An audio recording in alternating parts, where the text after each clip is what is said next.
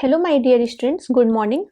हम सॉल्व कर रहे थे क्वाड्रेटिक इक्वेशन जिसका हम क्विक रिवीजन कर रहे थे, जिसमें हमने पढ़ रखा है जीरोस निकालना by using the completing the square method and splitting the middle term.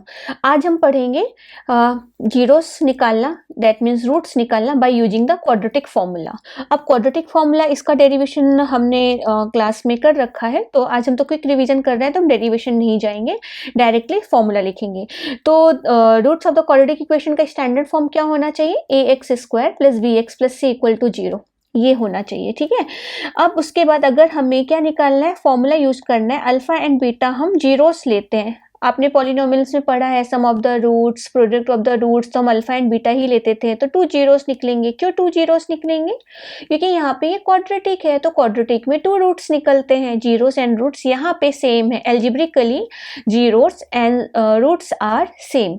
अगर हम ग्राफिकली बोले तो वो दोनों में थोड़ा सा डिफरेंस होता है। तो हम अल्फा एंड बीटा जो रूट्स निकालते हैं उन्हें by using the quadratic formula हम कैसे फाइंड आउट करेंगे, तो देखिए यहाँ पे तो क्या फॉर्मूला होता है, alpha beta is equal to minus B plus minus under root B square minus 4ac upon 2a। तो आपको ये याद रखना है कि एक्स स्क्वायर के कोफिशिएंट को a बोलते हैं, एक्स के कोफिशिएंट को b, एंड जो कांस्टेंट नंबर होता है उसे बोलते हैं c।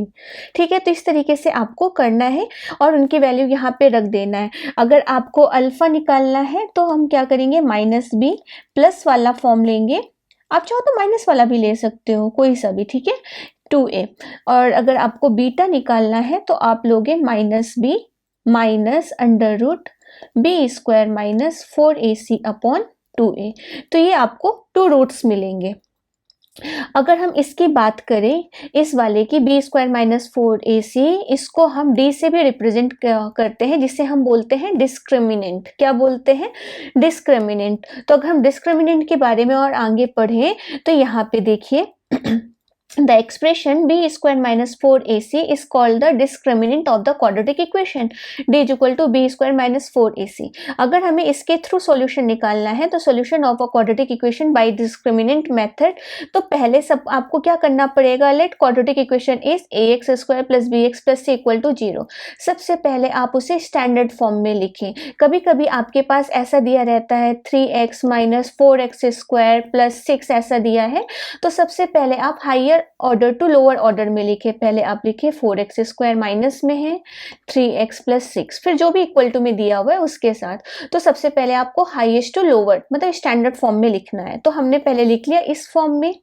अब उसके बाद हम क्या फाइंड आउट करेंगे, डी फाइंड आउट करेंगे। डी कैसे निकालते हैं, बी स्क्वायर माइनस 4ac, जो भी x का कोफिशिएंट है उसका स्क्वायर करें, माइनस का सिंबल लगाएं, फिर 4 के साथ x स्क्वायर के कोफिशिएंट को और c के कोफिशिएंट को c को मल्टीप्लाई करें। यहाँ पे x के कोफिशिएंट b है तो b का स्क्वायर लिखें। ठीक है, स्टेप 2 क्या है, अब आपको देखना है जो भी ये वैल्यू आई है बी स्क्वायर माइनस 4ac, क्या वो 0 से ज़्यादा है। अगर आपको पॉजिटिव वैल्यू मिलती है, जैसे 3, 2, 1 कुछ भी पॉजिटिव आ रहा है, ठीक है, तो इसका मतलब है आपके 2 रूट्स निकलेंगे। ठीक है, x इज इक्वल टू ये और ये। आ रही है बात समझ में? ये 2 डिफरेंट रियल रूट्स निकलेंगे। अगर if d is equal to 0 है, d की वैल्यू 0 है, इसका मतलब आपको इक्वल रूट्स मिलेंगे, जो कि आपका x is equal to minus B upon 2a होगा। अगर आपका d लेस देन 0 है, इसका मतलब आपका d नेगेटिव आ रहा है, तो equation has no real roots, तो आपको रियल रूट्स नहीं मिलेंगे। रूट्स मिलते हैं बट वो रियल नहीं रहते। अब रियल नहीं रहते तो इसका मतलब वो क्या है, नॉन रियल है, कॉम्प्लेक्स नंबर में चले गए। क्लियर है? चलो अब इसके ऊपर अगर हम नेचर ऑफ द रूट्स की बात करें, जिसे हम पढ़ रहे थे, तो अगर b स्क्वायर माइनस 4ac 0 से ज्यादा है, then roots are real and distinct. दोनों रूट्स क्या होंगे, रियल होंगे और क्या होंगे, डिस्टिंक्ट, अलग अलग होंगे। मतलब एक का 4 आया तो एक का कुछ भी 6 आ सकता है, मतलब कोई भी different number, there are lot of example. ठीक है, तो दोनों क्या होंगे, रियल होंगे और डिस्टिंक्ट होंगे। अगर b square minus 4ac equal to 0 है, इसका मतलब रियल तो होंगे और उसके जो रूट्स होंगे वो इक्वल होंगे, कोइंसिडेंट होंगे, मतलब सेम टू सेम होंगे।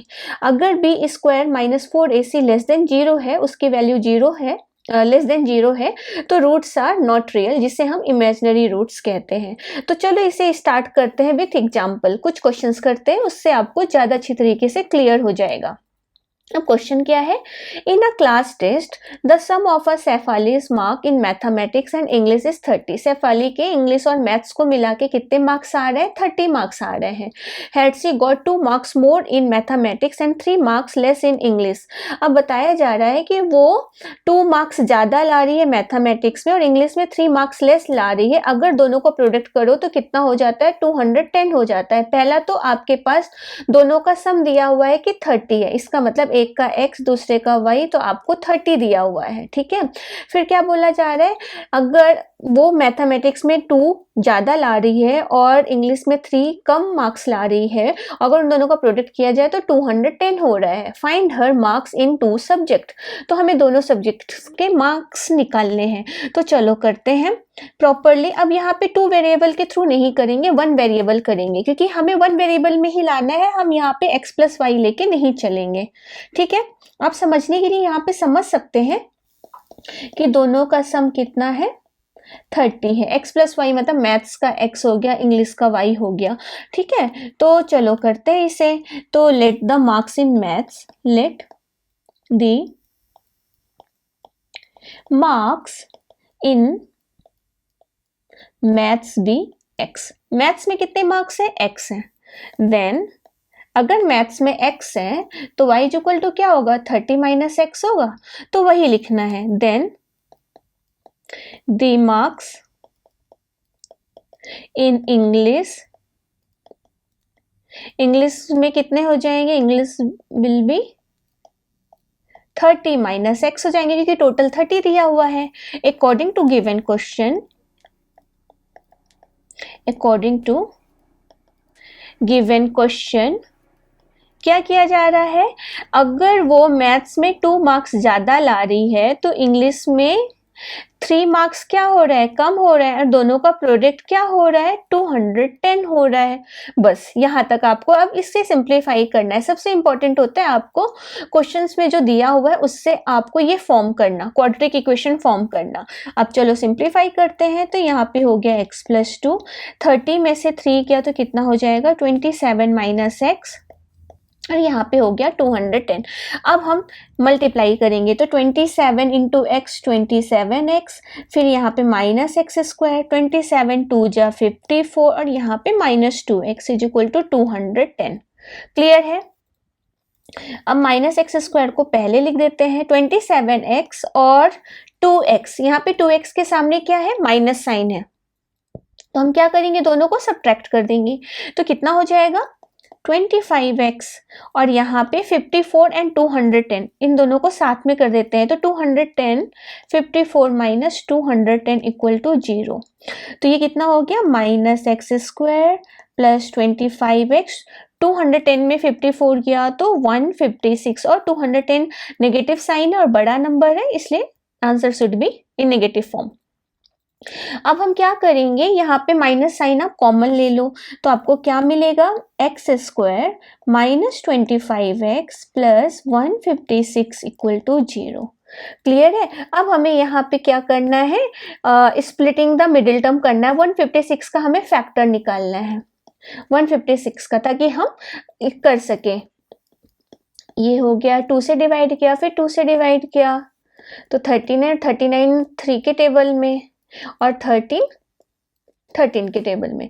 तो अगर हम देखें यहाँ पे 13 है, 2 2 जा 4, 4 3 जा 12, 13 और 12 कितना होता है, 25 होता है। तो बस यहाँ पे हम क्या करेंगे, X square minus 12x minus 13x plus 156 equal to 0। तो हम यहाँ पे x कॉमन ले लेंगे, तो x माइनस 12, यहाँ पे भी अगेन x माइनस 12 रखेंगे, सेम चीज़ रिपीट करते हैं ना। तो यहाँ पे क्या कॉमन हो जाएगा, माइनस 13। अब एक ब्रैकेट में हो गया x माइनस 12 और दूसरे ब्रैकेट में हो गया x माइनस 13 इक्वल टू 0। तो हमें वैल्यूज़ क्या क्या मिली, हमें क्या निकालना था यहाँ पे, find her marks in 2 subject. तो एक में उसको क्या है, 12 मार्क्स है और एक में उसको कितना है 13 मार्क्स है, तो x इज इक्वल टू 12 और एक जगह x इज इक्वल टू 13। यहाँ पे हमें ये मिला, in a class test the sum of the Shefali marks in mathematics and English is 30। दोनों का सम कितना है 30 है। Had she got 2 marks more in mathematics and 3 marks less in English, the product of their marks would have been, दोनों का product कितना हो रहा है 210 हो रहा है। तो यहाँ पे हमारा मैथ्स का मार्क्स मिला, ठीक है, एक बार 12 और एक बार 13, दोनों ही हमारे ये आ रहे हैं, ठीक है। तो मैथ्स, अब इंग्लिश हमें निकालना है, तो मैथ्स में अगर कितने मार्क्स होते हैं 12, तो इंग्लिश में कितने होते हैं 30 माइनस 12, तो 30 माइनस 12 कितना हो जाएगा आपका, यहाँ पे हो गया 18, ठीक है। तो इंग्लिश में 18 होते हैं। अगर मैथ्स में उसको 13 मार्क्स मिलता है तो इंग्लिश में कितना मिलता है, दो केस हो गए यहाँ पे, ठीक है।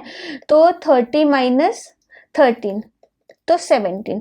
अब देखो यहाँ पे 12 और 18 दोनों का सम 30 होता है ना, और यहाँ पे 13 और 17, तो ये उसके मार्क्स है, ठीक है। तो यहाँ पे दो केसेस हुए, एक तो आपका ये केस हुआ और दूसरा आपका ये केस हुआ, ठीक है। अगर उसको मैथ्स में 12 मार्क्स है तो इंग्लिश में 18 है, अगर उसको मैथ्स में 13 है तो यहाँ पे 17 है। तो ये दो केस है।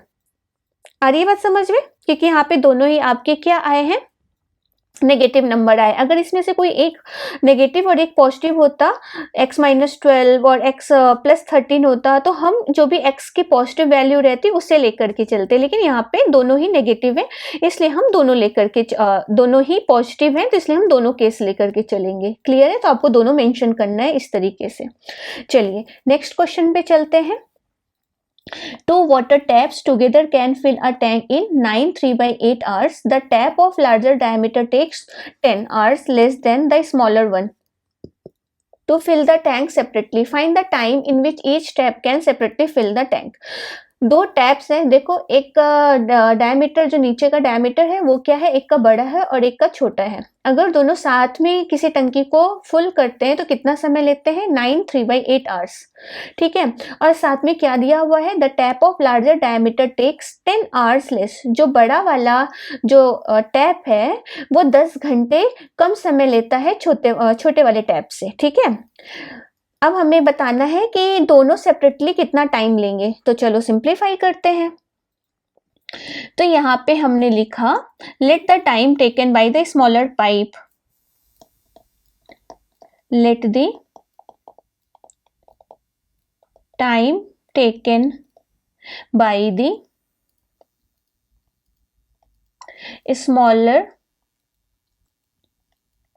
स्मॉलर टैप XR, ठीक है, XR लेता है स्मॉलर टैप। अगर हम तो लार्जर टैप कितना लेगा, टाइम टेकन बाय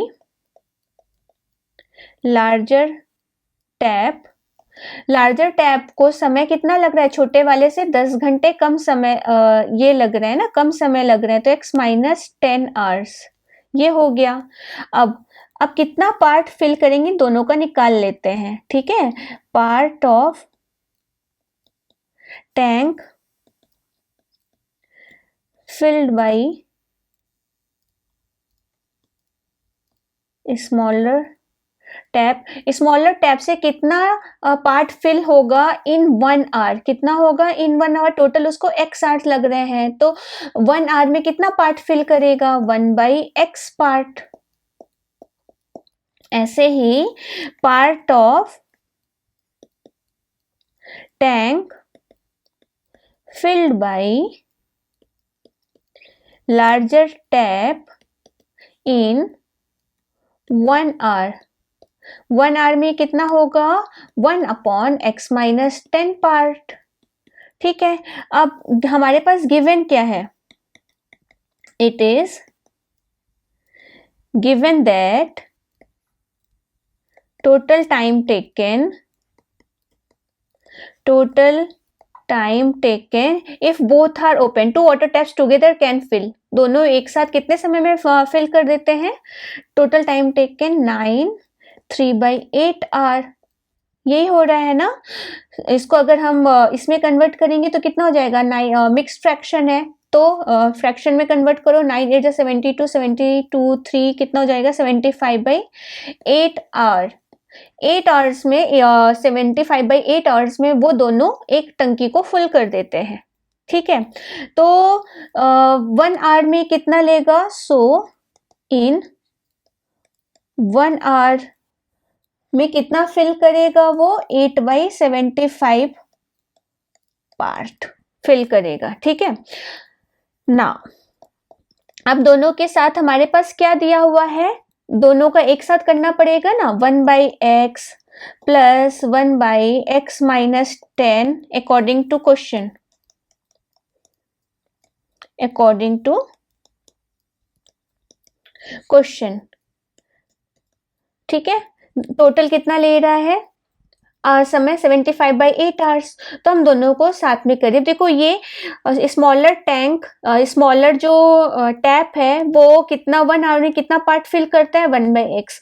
वही दूसरा वाला कितना फिल करता है, 1/x माइनस 10 1 आवर में। और टोटल 1 आवर में कितना पार्ट फिल हो रहा है, 8/75 1 आवर में निकालेंगे। कभी कभी बच्चे क्या गलती कर देते हैं, टोटल ऐड किया और यहाँ पे लिख देते हैं 75/8, वो नहीं लिखना है ना, ये तो टोटल आवर्स है ना, लेकिन 1 आवर के रिस्पेक्ट में वो कितना करेगा, हम 1 आवर का ऐड कर रहे हैं। देखो 1/x ऐसे तो तुम्हारा ये हो जाता भाई, ऐसे हम कर देते हैं, ऐसे थोड़ी होगा, ये तो रॉन्ग हो जाएगा। ठीक है, तो हमें 1 आवर में निकालना है कि टोटल उससे 75/8 आवर्स लगते हैं दोनों को मिला करके। तो दोनों मिल करके 1 घंटे में कितना पार्ट फिल करेंगे, तो 8/75। क्यों, क्योंकि 1/75/8 तो अल्टीमेटली यू विल गेट 8/75 ना, तो वही चीज है, 1 आवर में भी इतना फिल करेंगे।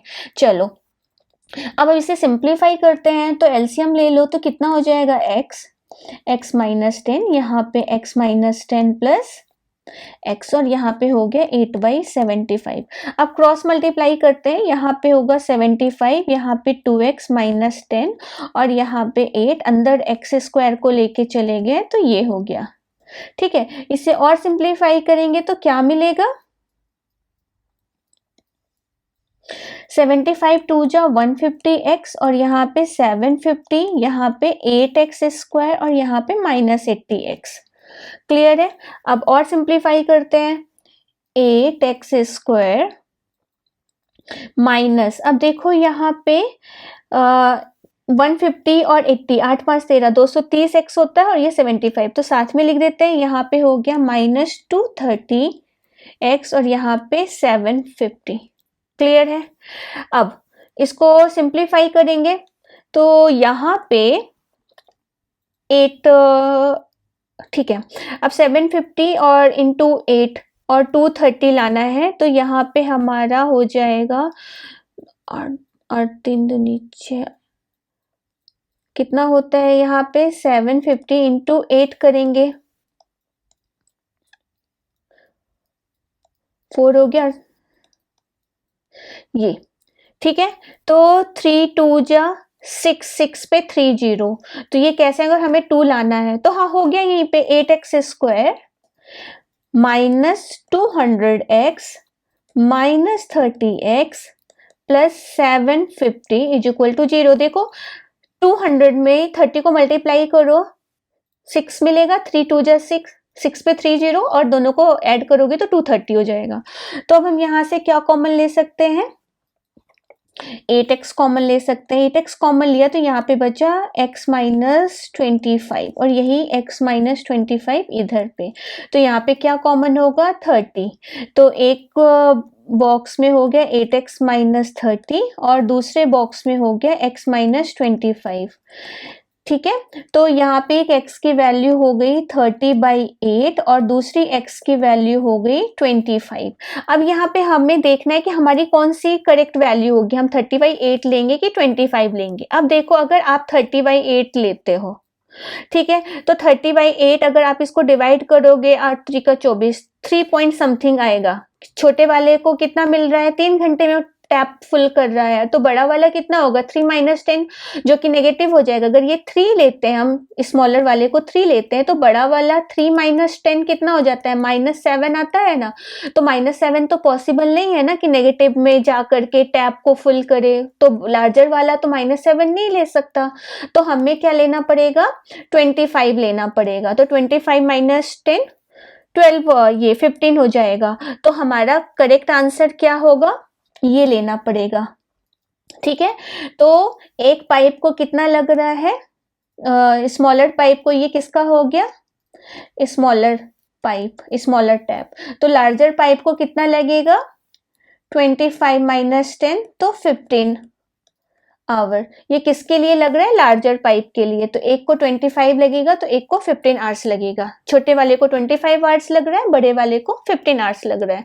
तो इस तरीके से सॉल्व करना है। ठीक है, चलो नेक्स्ट क्वेश्चन पे चलते हैं। नेक्स्ट क्वेश्चन क्या है हमारा, an express train takes 1 hour less than a passenger train. एक एक्सप्रेस ट्रेन है जो पैसेंजर ट्रेन से 1 घंटे कम समय लेती है। कितना डिस्टेंस ट्रेवल करने में, 132 किलोमीटर। कहाँ से किसके बीच में, मैसूर टू बैंगलोर के बीच में। ठीक है, and if the average speed of the express train is 11 kilometre per hour more than that of the passenger train. अगर हम एवरेज स्पीड की बात करें तो एक्सप्रेस ट्रेन की एवरेज स्पीड क्या है, 11 kilometre per hour more than that of the passenger train. Express train की जो स्पीड है, एवरेज स्पीड, वो ज्यादा है किससे, as compare to passenger train. Find the average speed of the 2 trains. अभी हमें दोनों का क्या निकालना है, स्पीड निकालना है। तो चलो निकालते हैं। तो हमें लेना पड़ेगा 1 by 1। तो हमने लिया let the average speed of passenger train की एवरेज स्पीड हमने क्या ली x किलोमीटर पर आवर ले ली। ठीक है, तो average speed of express train कितनी हो जाएगी, वो क्या है, 1 आवर लेस ले रही है ना। एक्सप्रेस ट्रेन क्या हो जाएगी, स्पीड के कंपैरिजन में। यहाँ पे देखो, यहाँ पे if the average speed of the express train is 11 kilometre per hour more. अगर एक की x है तो स्पीड ऑफ एक्सप्रेस ट्रेन कितने, स्पीड के टर्म पे कितना हो जाएगा, वो उससे कितना ज्यादा है, 11 आवर्स ज्यादा है। तो x plus 11 kilometre per our. ठीक है, नाउ और हमारे पास क्या दिया हुआ है, it is given that the time taken by the express train to cover, कितना कवर करने के लिए, 132 किलोमीटर इज 1 आवर लेस ले रहा है, टाइम लेस। ठीक है, then the passenger train then the passenger train is equal to, ध्यान से देखना, एक्सप्रेस ट्रेन जो है 1 घंटे कम समय लेती है किससे, पैसेंजर ट्रेन से। तो इसका मतलब दोनों के बीच में डिफरेंस कितना है, 1 आवर का। तो एक की स्पीड हमें पता है। अब ये देखो, यहाँ पे अगर नहीं समझ में आ रहा तो यहाँ पे देखो, speed is equal to distance upon time. तो टाइम इज इक्वल टू क्या हो जाएगा, डिस्टेंस अपॉन स्पीड। तो यहाँ पे डिस्टेंस कितनी है, 132 किलोमीटर है, और स्पीड कितनी x है। दूसरे का 132 किलोमीटर डिस्टेंस और स्पीड कितनी है, मोर है, और दोनों के बीच का डिस्टेंस कितना है, 1 है। डिफरेंस कितना है, 1 है, not distance, it's a difference. अब हम इसको सिंप्लीफाई करेंगे। ये समझ में आया। देखो यहाँ पे फिर से, time taken, time is equal to distance upon speed. ठीक है, ये किसका है, पैसेंजर ट्रेन का है, और ये किसका है, distance upon speed, express train का। इन दोनों के बीच में डिफरेंस कितना है, 1 आवर का है, क्योंकि यहाँ पे दिया हुआ है ना, express train takes 1 hour less than the passenger train, इसलिए हमने ये किया। अब हम इसे सिंप्लीफाई करेंगे, तो एलसीएम ले लेते हैं हम। क्या लेंगे एलसीएम, x x प्लस 11, ठीक है। और यहाँ पे 132 को कॉमन ले लो, तो यहाँ पे होगा x प्लस 11 और यहाँ पे हो जाएगा माइनस एक्स। और फर्दर सिंप्लीफाई करेंगे तो 132 और यहाँ पे 11, x और x कैंसिल हो गया, यहाँ पे हो गया एक्स स्क्वायर प्लस 11x। इसको और सिंप्लीफाई किया, 132 को 11 से मल्टीप्लाई करेंगे तो 1452 और यहाँ पे एक्स स्क्वायर प्लस 11x। अब इसको फर्दर और सिंप्लीफाई करेंगे क्योंकि अभी हमें और करना है, तो एक्स स्क्वायर प्लस 11x, 1452 उधर गया तो माइनस में, ठीक है। अब इसको सिंप्लीफाई करेंगे तो 1452 का एलसीएम निकाल ले, यहाँ पे प्राइम फैक्टराइजेशन कर लेते हैं, तो 2 से किया तो 726, फिर 2 से किया तो 363, फिर 3 से किया तो 121 और ये फिर 11 से जाएगा, ठीक है। तो देखो हमें क्या लाना है, मिडिल में 11 लाना है। तो कैसे होगा 11 हमारा, अगर 11 33 और अगर ये 2 2 जा 4, 11 4 जा 44, 33 एंड 44 मिलके क्या बनता है, 11 बनता है। तो बस हो गया, यहाँ पे हमने क्या लिखा, x square plus 44x minus 33x minus 1452 और यहाँ पे 0। अब हमने इसमें x कॉमन ले लिया तो यहाँ पे क्या बचा, x प्लस 44 और यहाँ पे भी x प्लस 44, तो यहाँ पे क्या कॉमन हो जाएगा, माइनस 33। तो एक है हमारा x माइनस 33, दूसरा है हमारा x प्लस 44 इक्वल टू 0। तो एक की value x is equal to positive 33 है और एक हमारा माइनस 44 है। तो ऑब्वियसली हम क्या कर, नेगेटिव तो नहीं ले सकते, नेगेटिव हम नहीं लेंगे, तो हम क्या लेंगे, पॉजिटिव लेंगे। अगर एक की स्पीड क्या है 33 है, स्पीड हमने किसको लिया था, average speed of passenger train, passenger train. तो पैसेंजर ट्रेन की स्पीड क्या हो गई हमारी, पैसेंजर ट्रेन हमारा कितना है 33 किलोमीटर पर आवर। तो नेक्स्ट हमारा उसका कितना होगा, एक्सप्रेस ट्रेन का, express train 33 plus 11 44 kilometre per our. तो ये हमारा हो गया आंसर, ठीक है, दोनों ट्रेन का, एक का 33 और एक का 44 किलोमीटर पर आवर। क्लियर है। तो इस तरीके से हमें समझ समझ के करना है, ठीक है। चलो नेक्स्ट क्वेश्चन पे आया जाए। नेक्स्ट क्वेश्चन क्या है हमारे पास, a motor boat whose speed is 18 kilometre per hour in still water. Still water में उसकी स्पीड कितनी है, a motor boat whose speed is 18 kilometre per hour in still water, ठीक है। फिर takes 1 hour more to go 24 kilometre up stream then to return down stream, ठीक है। अगर वो अप स्ट्रीम में जाता है तो 1 आवर उसको ज्यादा समय लगता है then to return down stream, downstream की बजाय अप स्ट्रीम में उसे 1 घंटा ज्यादा समय लगता है। Find the speed of the stream, हमें स्पीड ऑफ द स्ट्रीम बताना है। तो पहले ये समझ लो स्टिल वाटर में उसकी स्पीड कितनी है, बोट की 18 किलोमीटर पर आवर है, ठीक है। अब पहले आपको up stream and down stream समझना होगा कि up stream and down stream क्या होता है। देखो यहाँ पे ये बोट है, ठीक है, और यहाँ पे ये वाटर है, ठीक है। और अगर वाटर का डायरेक्शन इस तरफ है, ठीक है, वाटर इस तरफ बह रहा है और स्पीड ऑफ बोट भी उसी डायरेक्शन में, जिस डायरेक्शन में हमारा बोट है उसी डायरेक्शन में अगर वाटर फ्लो है, या तो यूं कह लो वाटर डायरेक्शन और जो बोट है अगर दोनों सेम डायरेक्शन में है, क्या है, सेम डायरेक्शन में है, तो उससे हम बोलते हैं डाउन स्ट्रीम। क्या बोलते हैं, डाउन स्ट्रीम। दोनों में वो ऐड हो जाएगा, speed of boat and speed of water दोनों क्या हो जाएंगे, ऐड हो जाएंगे, ठीक है। तो डाउन स्ट्रीम क्या होता है, down stream speed of boat and speed of stream दोनों ही क्या होंगे, ऐड होंगे। ध्यान देना, अगर दोनों ही सेम डायरेक्शन में है तो दोनों की स्पीड क्या हो जाएगी, ऐड हो जाएगी। अगर सपोज आपका जिस तरफ नदी बह रहा है उसी तरफ आप तैरोगे तो आपको हल्का महसूस होगा ना, आप क्योंकि स्पीड भी जो वाटर की है उसी डायरेक्शन में है और आप उसी डायरेक्शन में कर रहे हो तो दोनों की स्पीड क्या हो जाएगी, कंबाइन हो जाएगी। तो आप उस जगह पे जल्दी पहुंचोगे जहां आपको पहुंचना है, अगर दोनों का डायरेक्शन क्या हो, सेम हो, तो उसे हम बोलते हैं डाउन स्ट्रीम। तो डाउन स्ट्रीम में दोनों की स्पीड क्या हो जाएगी, सेम हो जाएगी, ऐड हो जाएगी, नॉट सेम, ऐड हो जाएगी। तो speed of boat plus speed of stream, ठीक है। यहाँ पे स्पीड ऑफ स्ट्रीम, अगर वही अप स्ट्रीम कब कहते हैं, अगर वाटर का डायरेक्शन इसी डायरेक्शन में लेकिन बोट उसके अपोजिट डायरेक्शन में जा रही है तो उसे हम बोलते हैं अप स्ट्रीम, ठीक है। दोनों एक दूसरे के अपोजिट हो तो दोनों की स्पीड क्या हो जाएगी, घटेगी ना, इसको कम ज्यादा समय लगेगा तो उसे बोलते हैं अप स्ट्रीम।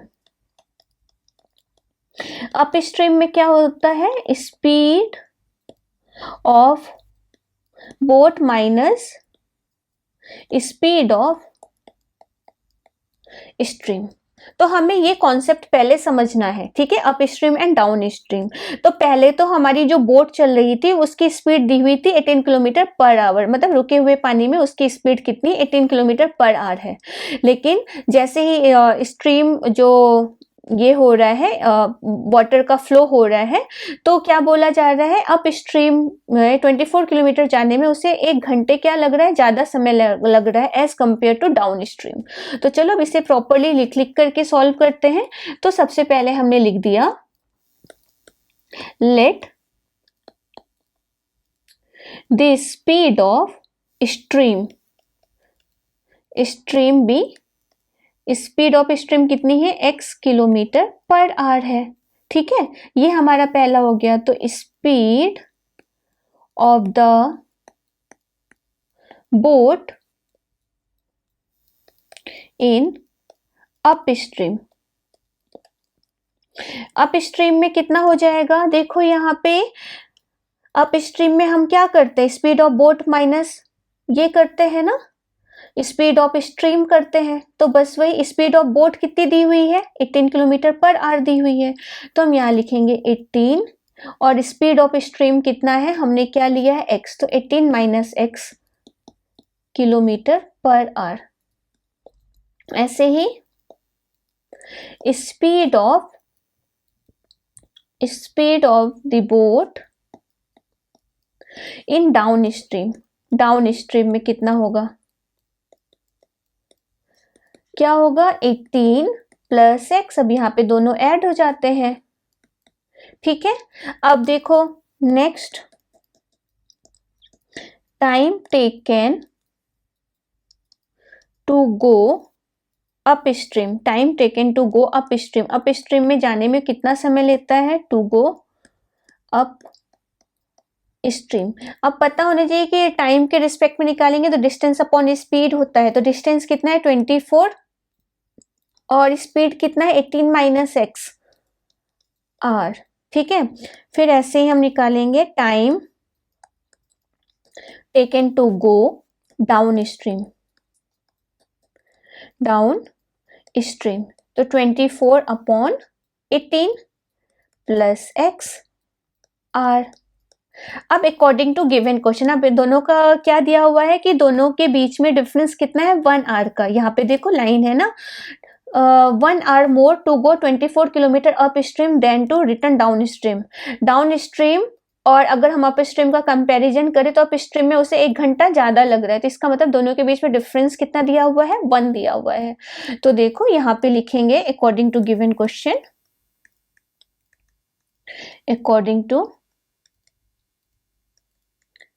क्वेश्चन 20 दोनों का डिफरेंस निकाल रहा है, 24 अपॉन 18 माइनस एक्स और यहाँ पे 24 upon 18 plus X is equal to 1, ठीक है। अब इसमें हम एलसीएम ले लेंगे तो कितना हो जाएगा, 18 माइनस एक्स एक ब्रैकेट में, दूसरे ब्रैकेट में 18 प्लस एक्स, यहाँ पे 24 कॉमन ले लिया तो यहाँ पे 18 plus x minus 18 minus x, ठीक है, और यहाँ पे 1। इसको फर्दर सिंप्लीफाई करेंगे तो यहाँ पे 24 और क्या बचेगा, देखो ये -18 और ये 18 कैंसिल आउट हो जाएगा, माइनस ऑफ माइनस एक्स क्या हो जाएगा, प्लस एक्स, तो 2x हो जाएगा, x और x कितना हो गया, 2x हो जाएगा, तो यहाँ पे हम लिख देंगे 2x, और यहाँ पे हो गया 18 square minus x square, A square minus B square का फॉर्मूला, ठीक है, क्यों, यहाँ पे है ना a minus B A plus B, तो वही किया। अब इसको हम और सिंप्लीफाई करेंगे तो क्या हो जाएगा, 24 2 जा 48x, और 18 का स्क्वायर कितना होता है 324, और यहाँ पे एक्स स्क्वायर, तो क्या मिला आपको, एक्स स्क्वायर माइनस 40 नहीं, ये तो आपका एक्स स्क्वायर को इधर लेकर के आ रहे हैं, तो ये प्लस 48x और माइनस 324, ठीक है। अब हम इसे सिंप्लीफाई करेंगे, ठीक है, तो बाय क्वाड्रेटिक फॉर्मूला, तो यूजिंग द क्वाड्रेटिक फॉर्मूला, हम किससे सॉल्व कर रहे हैं, using the quadratic formula, using quadratic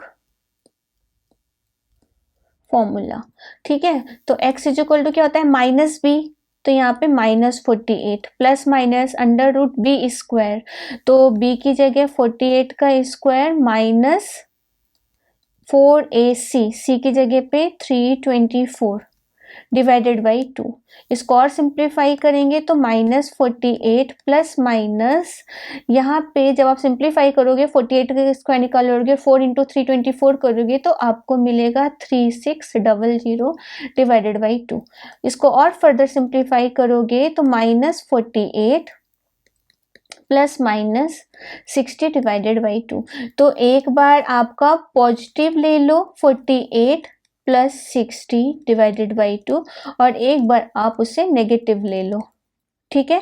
तो अगर आप पॉजिटिव लोगे तो यहाँ पे 60 में से 48 गया तो कितना हो गया 12, तो 2 6 या 12, एक बार 6 मिलेगा और दूसरी बार -54 मिलेगा।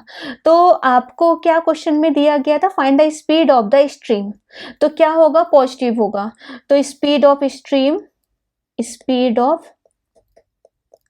स्ट्रीम 6 किलोमीटर पर आवर, तो ये है आपका आंसर, ठीक है। आपको पॉजिटिव लेना है, नेगेटिव तो आप लोगे नहीं, ठीक है, क्योंकि नेगेटिव तो नहीं होगा ना, तो ये हो गया हमारा क्वेश्चन।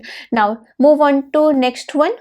अब ये क्वेश्चन क्या है, a pole has to be erected at a point on the boundary of a circular park of a diameter 13 metre in a such a way that the difference of its distance from two diametrically opposite fixed gate A and B on the boundary is 7 meter. Is it possible to do so? If yes, at what distance from the two gates should be the pole be erected? देखो यहाँ पे diagram बना हुआ है, a pole is has to be erected at a point of boundary, ये पोल है, ठीक है। अब यहाँ पे एक गेट है A पे और एक गेट है B पे, जिसकी डिस्टेंस कितनी दी हुई है, इस तरह से किया गया कि वो डायमीटर बन रहा है, ठीक है, जो कि 13 मीटर है, in a such a way that difference of its distance from the two diametrically opposite gates gate A and B on the boundary is 7। अब आपके पास क्या दिया हुआ है कि जो यहाँ से इसके डिस्टेंस और यहाँ से इसके डिस्टेंस है, दोनों में से किसी एक का कितना, अगर एक का x है तो दूसरा कितना है 7 माइनस एक्स, मतलब डिफरेंस कितना दिया हुआ है, 7 दिया हुआ है, ठीक है। यहाँ पे देखो अच्छे से, the difference of its distance from two opposite, जो यहाँ से इसके डिस्टेंस और यहाँ की इसकी डिस्टेंस, अगर एक x है तो दूसरा 7 माइनस एक्स या x प्लस 7, एक दूसरा एक से 7 क्या है, कम है, डिफरेंस दिया हुआ है। अब हमें बताना है कि is it possible to do so, if yes at what distance from the two gates, तो हमें बताना है कि अगर ये पॉसिबल है तो यहाँ से इसके डिस्टेंस a से p की डिस्टेंस और b से p की डिस्टेंस क्या होगी, क्या पॉसिबल केस होगा, ठीक है। आ रही बात समझ में, एक पोल है जो कि सीधा डायमीटर बना रहा है 13 उसकी डायमीटर की दी हुई है, और बताया जा रहा है कि जो डिस्टेंस है P से एक, दोनों के बीच का डिफरेंस कितना है, दोनों गेट से 7 का डिफरेंस है। अब किससे किसका डिफरेंस है वो दिया हुआ है, ऐसा नहीं कि B से P का डिफरेंस है या A से P का डिफरेंस, ऐसा नहीं दिया हुआ है, यहाँ पे दिया हुआ है A pole has to be erected at a point on the boundary of a circular park of a diameter 13 meters in a such a way that the difference of a distance from two diametrically opposite fixed gates A and B on the boundary 7 metre. A और B से उसके क्या है 7 metre है, बस ये दिया हुआ है। अगर यही हमें दे देता कि यहाँ से ये है तो हम इजिली निकाल सकते हैं ना पॉसिबल केसेस कौन सा है। तो चलो इसे सिंप्लीफाई करते हैं। यहाँ पे अगर आप देख रहे होंगे, अगर ए बी आपका डायामीटर है, ए बी क्या दिया हुआ है, डायामीटर दिया हुआ है। अगर ए बी डायामीटर है तो सर्कल पे ये यहाँ पे क्या बनाएगा, 90 डिग्री बनाएगा। क्या बनाएगा, ए पी बी 90 डिग्री होगा। तो अगर आपका ये x है, मैंने इसको x लिया, तो ये क्या होगा, x प्लस 7 होगा। दोनों के बीच में डिफरेंस क्या है, 7 है। तो via Pythagoras theorem, via Pythagoras theorem, तो x प्लस 7 का whole square plus x square is equal to क्या होगा, 13 स्क्वायर होगा। तो बस सिंप्लीफाई करते हैं, यहाँ पे 7 2 जा 14x और यहाँ पे 49 प्लस x स्क्वायर, यहाँ पे 169। इसको और फर्दर सिंप्लीफाई किया तो कितना हो जाएगा, 2x स्क्वायर प्लस 14x, 169 में से 14 गया तो 120 इज इक्वल टू 0। इसमें से 2 कॉमन ले लेते हैं तो कितना हो जाएगा, 2 7 जा और यहाँ पे हो जाएगा -60। अब हम यहाँ पे चेक करते हैं, now check B square minus 4ac, जो रिजल्ट है वो 0 से ज़्यादा आ रहा है, 0 से कम आ रहा है, ताकि हम ये बता सके पॉसिबल है कि नहीं। वहां से गेट का जो डिफरेंस है वो जो 7 आया है वो पॉसिबल है कि नहीं, ये चेक करने के लिए। तो चलो चेक करते हैं। b की वैल्यू क्या है हमारे पास, b इज 7 स्क्वायर -4a और c हमारा कितना है 60 -60, तो 7 7 जा 49 और यहाँ पे कितना हो गया 240, तो ये हो जाएगा 289। 289 क्या है, ग्रेटर देन 0 है। तो यस, यहाँ पे क्वाड्रेटिक के 2 सॉल्यूशन तो मिलेंगे, ठीक है। So the given quadratic equation has 2 real roots. तो हम यहाँ पे लिखेंगे, so the given quadratic equation has 2 real roots। अब कौन कौन से रियल रूट्स होंगे, कैसे निकालते हैं, -b प्लस माइनस √d, और यहाँ पे तो 289 ऑलरेडी आ चुका है 2। अब यहाँ पे और सिंप्लीफाई करेंगे, -7 प्लस माइनस 289 किसका होता है, 17 का होता है। तो एक बार x की वैल्यू हम माइनस और एक बार प्लस लेकर के चलेंगे, तो -7 plus 17 divided by 2, -7 -17 divided by 2, तो x की वैल्यू क्या हो गई 5 और -12। तो हमें क्या लेकर के चलना है, हम पॉजिटिव लेकर के चलेंगे कि डिस्टेंस कांट बी नेगेटिव। तो यहाँ से हमारा हो गया, एक x की वैल्यू 5 हो गई, दूसरा क्या हो गया 7 हो गया। तो thus the pole has to be erected on the boundary of the park at the distance of 5 metre from the gate B. Gate B से उसकी डिस्टेंस कितनी होगी, 5 मीटर होगी। तो यहाँ पे हम लिख देते हैं, फ्रॉम गेट बी 5 मीटर और गेट ए से डिस्टेंस कितनी होगी, 7 और 5 12 मीटर, ठीक है। तो एक 5 मीटर होगी, एक 12 मीटर होगी। तो ये हमारा सही था, ठीक है। आ रही बात समझ में, yes it is possible. Okay, now move on to next question. Next question में क्या है, is the following situation possible, if so determine their present age. अगर ये सिचुएशन पॉसिबल है तो हमें उनकी प्रेजेंट एज बतानी है। The sum of the ages of two friend is 20 years. 4 years ago the product of their ages 48 was 48। अभी की जो present age, the sum of the ages of 2 friend, 2 friends का सम कितना है 20 years है। 4 साल पहले the product of their ages in कितना था 48 था 4 साल पहले। तो चलो इसको सिंप्लीफाई करते हैं जैसा हमारे पास दिया हुआ है ना उसके accordingly. Let the age of one friend be x year. Let the age of one friend be x year. ठीक है, अब age of the other friend, other friend की कितनी होगी, दोनों का सम कितना है 20 है, तो अगर एक x है तो दूसरा कितना होगा 20 माइनस x होगा ना। अब क्या बोला जा रहा है 4 ईयर एगो, 4 ईयर एगो 4 साल पहले एज ऑफ फर्स्ट फ्रेंड की कितनी एज रही होगी 4 साल पहले x माइनस 4 ईयर्स। ठीक है, और एंड सेकेंड फ्रेंड की, second friend 20 minus x minus 4 जो कि हो जाता है 16 माइनस एक्स ईयर। अब इनका प्रोडक्ट क्या दिया हुआ है, गिवन दैट दोनों का प्रोडक्ट x माइनस 4 और 16 माइनस एक्स, 16 माइनस एक्स कितना दिया हुआ है 48 दिया हुआ है। अब इसे सिंप्लीफाई करेंगे तो 16x minus x square 64 plus 4x is equal to 48। इसको और सिंप्लीफाई किया तो माइनस एक्स स्क्वायर 16x और ये मिलकर के 20x बन गया, और माइनस 64 और माइनस 48।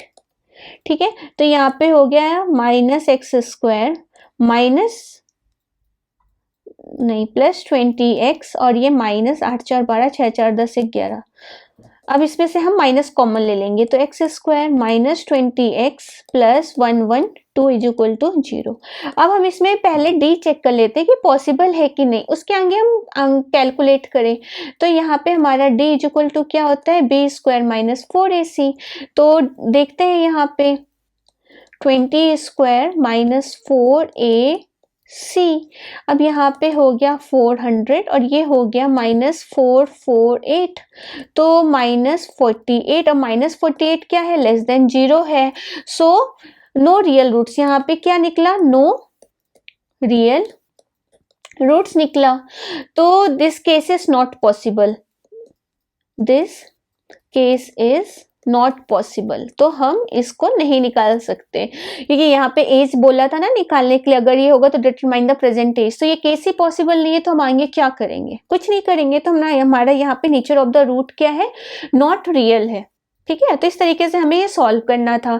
तो यहाँ पे ये चैप्टर फिनिश होता है। नेक्स्ट क्लास में हम नेक्स्ट चैप्टर का क्विक रिविजन करेंगे। Thank you.